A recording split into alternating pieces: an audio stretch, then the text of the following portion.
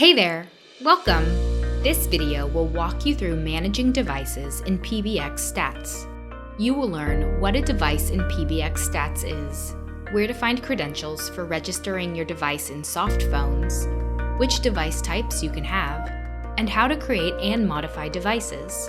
If you are going to use CommPeak PBX with a third-party softphone, it's important to create devices.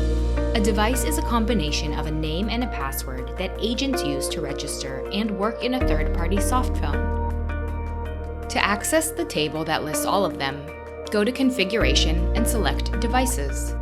In your PBX, you can have as many devices as you need.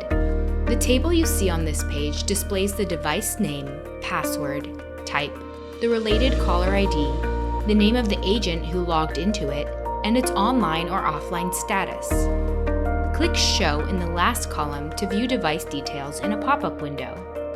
You can register devices in your PBX domain and let agents log into a softphone to make calls. Agents will need to enter the credentials from the device and password columns on their softphone login screen. See how to do it by the link. Remember that you don't need device credentials if you use the CommPeak softphone. There are two types of devices, ad hoc and fixed. Fixed devices belong to one agent only. After registering in the softphone, the agent doesn't need to perform any login operation. Ad hoc devices operate for multiple agents who work in shifts.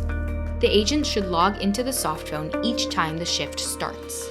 Now we will show you how to add more devices. Click Create New Devices in the top right and then enter the following details: device name, caller ID, and select ad hoc or fixed type. For the fixed one, select a default agent as well. After you click Save, the system will auto-generate a password. The pending task will appear above the table. After a while, the new device will be ready for you to use it. Users with special permissions can create up to 100 devices with one operation. In the Adding Device window, select Add Bulk. Enter a range of numbers.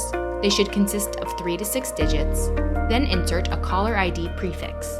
If you are creating fixed devices, use the option Add with an Agent. In this case, the system will automatically create and assign a default agent for each device.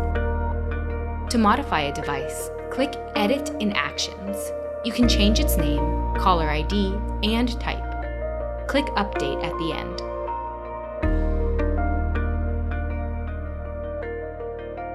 Thank you for watching, and good luck!